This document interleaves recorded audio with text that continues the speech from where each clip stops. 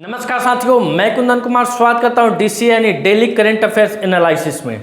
दोस्तों, आज का जो सेशन है आपका बिल्कुल अलग अंदाज में आपको देखने को मिलेगा। आज के सेशन में सबसे पहले सीरीज में यानी सबसे पहले कड़ी में दोस्तों आपको देखने को मिलेगा, यानी कल के दिनों में जो भी करंट अफेयर से घटनाएं घटी है उसको देखने को मिलेगा। उसके बाद दोस्तों मिलेगा आपको पिछले 10 दिन 15 दिन यानी पिछले एक महीना में जो भी इंपॉर्टेंट करंट अफेयर्स है उसका फटाफट अंदाज में रिवीजन, और उसके बाद के सीरीज में आपको देखने को मिलेगा यानी पिछले वीडियो का संपूर्ण रिवीजन, यानी पिछला जो भी क्लास हुआ था उसका विथ आंसर का रिवीजन आपको कराया जाएगा। तो जो ये आज का सेशन होने वाला है बेहतरीन होने वाला है, लाजवाब होने वाला है और एक शानदार तरीके से होने वाला है। तो चलिए शुरू करते हैं, आगाज करते हैं और श्री गणेश करते हैं हर हर महादेव के जयकारों से। चूंकि सावन का पावन महीना चल रहा है दोस्तों, क्यों रुक जाते हो 4 दिन की मेहनत के बाद, क्यों रुक जाते हो 4 दिन की मेहनत के बाद, अरे वक्त लगता है बीज को फसल बनने में।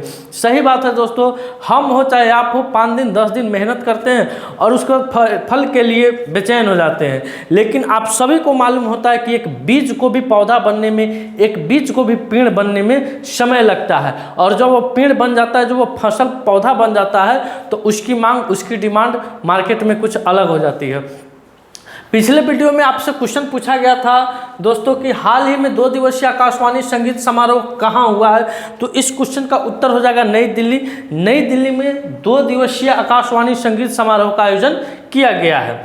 अब आइए अगला क्वेश्चन है दोस्तों आपका दिवस से है। जैसा कि पहला क्वेश्चन मेरा दिवस से रहता है, तो इस क्वेश्चन में देखिए आप कि हाल ही में हिरोशिमा दिवस कब मनाया जाता है। हाल ही में हिरोशिमा दिवस कब मनाया जाता है दोस्तों? 6 अगस्त, 7 अगस्त, 5 अगस्त कि 4 अगस्त। तो दोस्तों विश्व हिरोशिमा दिवस ये क्यों मनाते हैं, सबसे पहले इसके बारे में जानते हैं दोस्तों।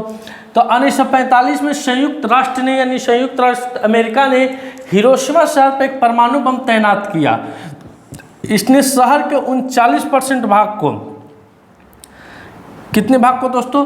शहर के 39% नागरिकों का सफाया कर दिया।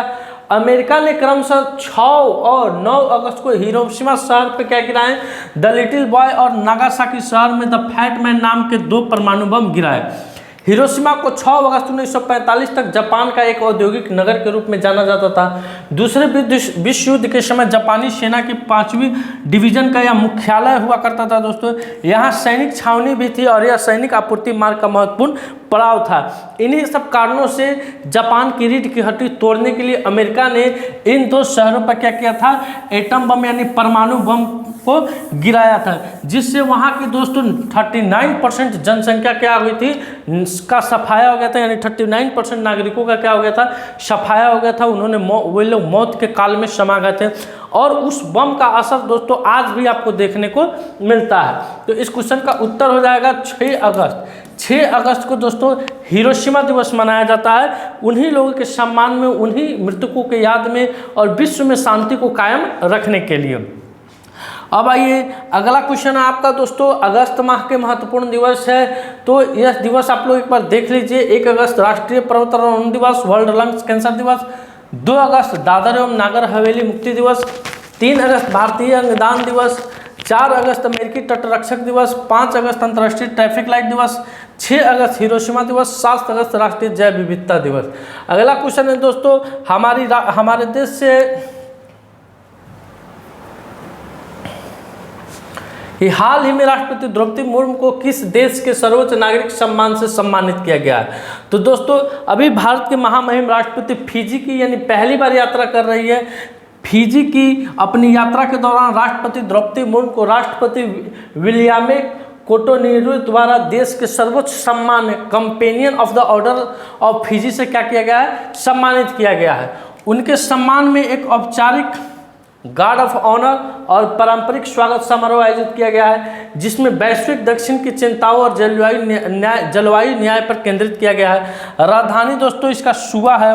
मुद्रा क्या है? फिजी डॉलर है। आधिकारिक भाषाएं क्या है? फिजी है। तो इस क्वेश्चन का उत्तर क्या हो जाएगा? ऑप्शन नंबर 1 हो जाएगा आपका, फिजी हो जाएगा। अब आइए अगले क्वेश्चन पर कि हाल ही में किसने India at the rate launch किया गया है? तो दोस्तों भारत के वाणिज्य मंत्री हैं पीयूष गोयल जी द्वारा। इनके द्वारा 2047 तक भारत की आर्थिक प्रगति का खाका पेश किया गया है। केंद्रीय मंत्री एसोचैमन द्वारा पूर्व मुख्य आर्थिक सलाहकार केवी सुब्रमण्यम द्वारा लिखित पुस्तक Bharat @100 envisioning tomorrow's economic powerhouse कल की आर्थिक महाशक्ति की कल्पना के विमोचन समारोह में बोल रहे थे। पुस्तक में सुब्रमण्यम ने भविष्यवाणी की है कि यदि देश 8% वार्षिक विकास दर बनाए रखता है तो वर्ष 2047 तक $55 ट्रिलियन की अर्थव्यवस्था वाला देश अपना देश भारत बन सकता है। तो इसके उद्घाटनकर्ता कौन थे? तो पीयूष गोयल थे। पीयूष गोयल कौन है दोस्तों? अभी केंद्रीय वाणिज्य एवं उद्योग मंत्री हैं। अगला क्वेश्चन आपके स्क्रीन पर दोस्तों कि हाल ही में टाटा समूह ने किस राज्य में 27,000 करोड़ रुपए की लागत से सेमीकंडक्टर की सुविधा शुरू करेगा? तो दोस्तों टाटा समूह असम में 27,000 करोड़ रुपए की सेमीकंडक्टर असेंबली और परीक्षण सुविधा का अनावरण किया है, जो सालाना 15 बिलियन चिप्स का क्या करेगी? उत्पादन करेगी और 27,000 सृजित करेगी। भारत के सेमीकंडक्टर मिशन का हिस्सा यह सुविधा वैश्विक इलेक्ट्रॉनिक्स पारिस्थितिकी तंत्र में असम की भूमिका को बढ़ावा देता है। टाटा इलेक्ट्रॉनिक्स की नई परियोजना चिप निर्माण और परीक्षण को आगे बढ़ाएगी, जिससे विभिन्न वैश्विक उद्योगों को क्या मिलेगा? सहायता मिलेगा। तो इस क्वेश्चन का उत्तर हो जाएगा ऑप्शन नंबर 1 असम हो जाएगा। असम में टाटा समूह के द्वारा 27,000 करोड़ रुपए की लागत से एक सेमीकंडक्टर का अनावरण किया गया है दोस्तों। अगला क्वेश्चन है कि किस देश में बिम्स्टेक व्यापार शिखर सम्मेलन का आयोजन होगा? तो दोस्तों अपने देश भारत में बिम्स्टेक व्यापार शिखर सम्मेलन का आयोजन होगा। बिम्स्टेक दोस्तों bay of Bengal intention of multi sectoral technical and economics corporation, यह Bangladesh, Bhutan, India, Nepal, Myanmar, Thailand और श्रीलंका से मिलकर बना है। बिम्स्टेक जिसका पूरा रूप बंगाल की खाड़ी बहुक्षेत्रीय तकनीकी और आर्थिक सहयोग पर पहल है। बंगाल की खाड़ी से तटवर्ती या समीपी देशों का एक अंतर्राष्ट्रीय आर्थिक सहयोग संगठन है। इस बार का इसका सम्मेलन कहाँ होने वाला है? तो भारत के नई दिल्ली में होने वाला है।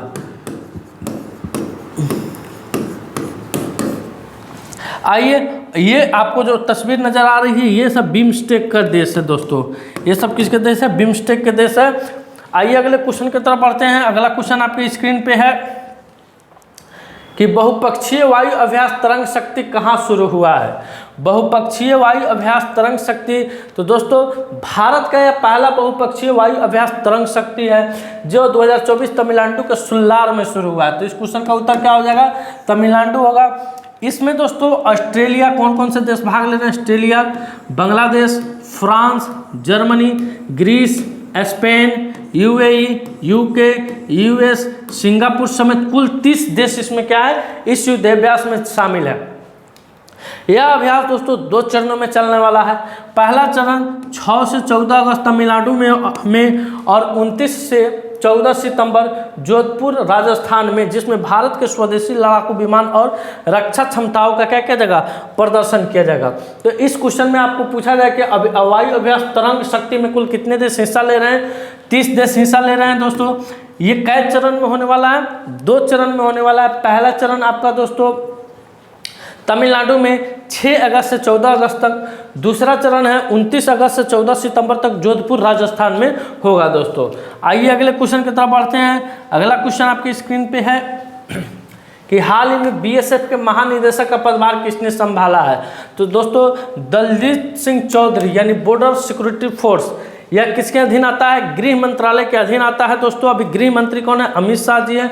इनके अभी बीएसएफ के महानिदेशक का पदभार किसने संभाला है? तो दलजीत सिंह चौधरी जी के द्वारा अभी बीएसएफ के महानिदेशक का पदभार संभाला गया है। आइए अगले क्वेश्चन पर। अगला क्वेश्चन आपके स्क्रीन पे आ रहा है कि भारतीय वायु सेना ने किसको 200 अस्त्र मिसाइल के उत्पादन को मंजूरी दी है? तो दोस्तों भारतीय वायुसेना ने डीआरडीओ को, किसको? डीआरडीओ को 200 अस्त्र मिसाइल के उत्पादन को क्या दी है? मंजूरी दी है। डीआरडीओ, इसकी स्थापना कब हुई थी? 1958 ईस्वी में। मुख्यालय कहाँ है इसका? दिल्ली में है। यह सेना के लिए दोस्तों क्या करती है? हथियार बनाती है। सेना के लिए अस्त्र शस्त्र बनाने का काम करती है। आइए अगले क्वेश्चन पर। अगला क्वेश्चन आपके स्क्रीन पर दोस्तों कि हाल ही में किस देश के डेक्कन विश्वविद्यालय ने गुजरात की गिफ्ट सिटी में अपना कैंपस स्थापित किया है? तो दोस्तों ऑस्ट्रेलिया के, कहाँ के? ऑस्ट्रेलिया के डेक्कन विश्वविद्यालय ने गुजरात की गिफ्ट सिटी में, कहाँ दोस्तों, गुजरात की गिफ्ट सिटी में अपना क्या किया है, कैंपस स्थापित किया है दोस्तों।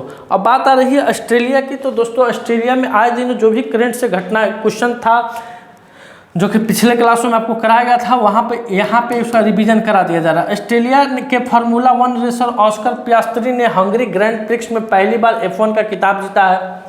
ऑस्ट्रेलिया ने विदेशी छात्रों के लिए विद्यार्थी वीज़ा $710 से बढ़ाकर $1600 किया है।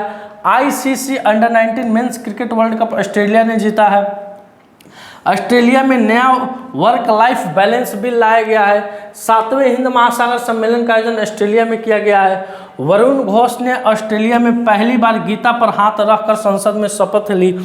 संयुक्त सैन्य अभ्यास ऑस्ट्र हिंद 2023 भारत और ऑस्ट्रेलिया के बीच पर्थ में आयोजित किया गया था दोस्तों। अब आइए अगले क्वेश्चन पर। अगला क्वेश्चन है कि हाल ही में कहाँ के विधानसभा में अनुसूचित जनजाति के लिए आरक्षण विधेयक की पेशकश की गई है। हाल ही में कहाँ की विधानसभा में दोस्तों अनुसूचित जनजाति के लिए आरक्षण की विधेयक पेश किया गया है, तो दोस्तों गोवा के विधानसभा में। कहाँ, गोवा के विधानसभा में अनुसूचित जनजाति के लिए आरक्षण के लिए क्या किया गया है, विधेयक पेश किया गया है गोवा। तो 30 मई को गोवा का स्थापना दिवस मनाया जाता है। इंडिया एनर्जी वीक 2024 का आयोजन गोवा में किया गया है। गोवा में 10वीं शताब्दी का कदम शिलालेख मिला है। गोवा के काजू को GI टैग मिला है। गोवा के मुख्यमंत्री स्वयंपूर्ण ई-बाजार लॉन्च किया है। भारत का पहला लाइट हाउस उत्सव गोवा में हुआ है दोस्तों। गोवा सरकार ने अपनी सरकारी अस्पतालों में IVF ट्रीटमेंट फ्री किया है। और गोवा के मुख्यमंत्री the biodiversity Atlas of मायम village का अनावरण किया है दोस्तों। अब आइए अगले क्वेश्चन पर। अगला क्वेश्चन है आज का सवाल दोस्तों कि हाल ही में आपदा प्रबंधन बीमा करने वाला देश का पहला राज्य कौन बना है। तो इस क्वेश्चन का उत्तर आपको कमेंट सेक्शन में जाकर देना है और इसके बारे में जो भी डीपली जानकारी होगा उसको भी देना है। अब आइए दोस्तों फटाफट अंदाज में पिछले दिनों का करंट अफेयर्स का रिवीजन कराते हैं। पिछले कुछ दिनों के करंट अफेयर्स का फटाफट रिवीजन क्या है दोस्तों।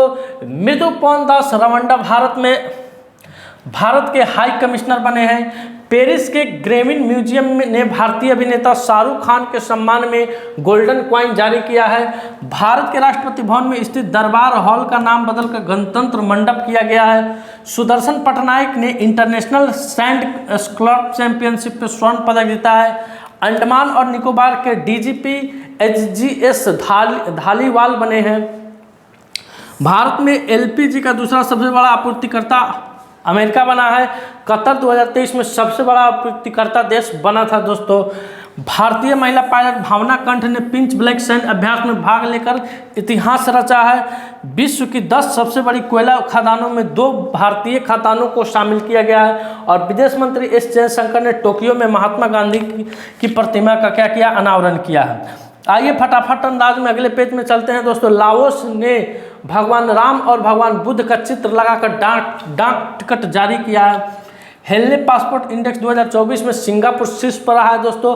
भारत 82वें स्थान पर रहा है। मिस नेपाल वर्ल्ड 2024 का खिताब आसमा कुमारी केसी ने जीता है। UPSC की नई चेयरमैन प्रीति सूदन बनी है। जापान के वैज्ञानिकों ने जीवित त्वचा के साथ रोबोट का चेहरा विकसित किया है। आंध्र प्रदेश को सर्वाधिक अंगदान के कारण जीवन दान पुरस्कार मिला है। सिक्किम ने पर्यटन वाहनों के लिए कचरा बैग ले जाना अनिवार्य कर दिया है।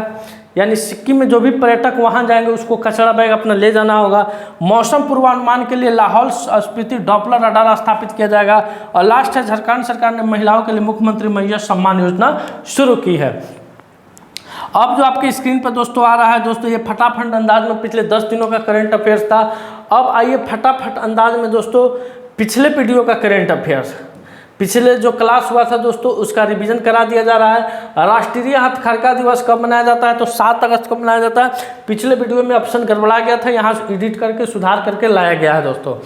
उसके बाद है दोस्तों हाल ही में 10वें राष्ट्रीय हथकरघा दिवस के रूप में हथकरघा दिवस के उपलक्ष्य में कहाँ हथकरघा हॉट विरासत प्रदर्शनी शुरू हुआ, तो नई दिल्ली में हुआ है दोस्तों। हाल ही में केंद्र सरकार किन 2 राज्यों में मोर अभ्यारण्य शुरू करने की घोषणा की है, तो कर्नाटक और केरल में। कहाँ, कर्नाटक और केरल में केंद्र सरकार के द्वारा मोर अभ्यारण्य शुरू करने की घोषणा की गई है।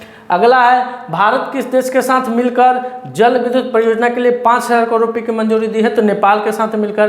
पेरिस ओलंपिक 2024 समापन समारोह में भारत का नेतृत्व कौन करेगी? तो मनु भाकर करेगी, हरियाणा की शेरनी है दोस्तों।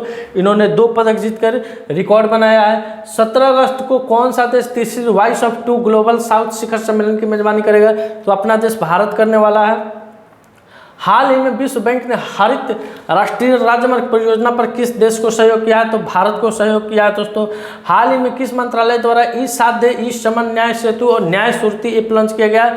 तो गृह मंत्रालय के द्वारा। हाल ही में साउथ अफ्रीका एशिया-20 लीग का ब्रांड एम्बेसडर किसे नियुक्त किया गया? तो दिनेश कार्तिक को नियुक्त किया गया है। हाल ही में आपदा प्रबंधन बीमा करने वाला देश का पहला राज्य कौन बना है? तो नागालैंड बना है। हाल ही में कहाँ सबसे अधिक लोगों द्वारा डमरू बजाकर गिनीज वर्ल्ड बुक रिकॉर्ड बनाया गया? तो उज्जैन में दोस्तों 1500 लोगों के द्वारा डमरू बजाकर गिनीज वर्ल्ड रिकॉर्ड बनाया गया है। हाल ही में किस राज्य को जीवन दान पुरस्कार मिला है? तो आंध्र प्रदेश राज्य को जीवन दान पुरस्कार मिला है। उसके बाद है दोस्तों 2024 के कुछ महत्वपूर्ण युद्ध अभ्यास हैं। न्यूमेटिक एलिफेंट इंडिया मंगोलिया, शक्ति भारत फ्रांस, दोस्ती भारत मालदीव और श्रीलंका, एक्वेरियम भारत और मालदीव, एकता भारत और मालदीव, मैत्री भारत थाईलैंड, सूर्य किरण भारत और नेपाल, बोंगो सागर भारत और बांग्लादेश, मित्र शक्ति भारत श्रीलंका, डेजर्ट भारत और यूएई, साइक्लोन भारत और मिस्र दोस्तों। तो ये दोस्तों आपके सामने था आज का संपूर्ण क्लास का वीडियो। अगर ये वीडियो आपको अच्छा लगा हो, सेशन अच्छा लगा हो, तो सेशन को जरूर लाइक कीजिएगा, शेयर कीजिएगा अपने ग्रुपों में। मिलते हैं आपसे अगले वीडियो में इसी अंदाज में नए नए टॉपिकों के साथ। तब तक के लिए धन्यवाद। अपना ख्याल रखिएगा। भारत माता की जय।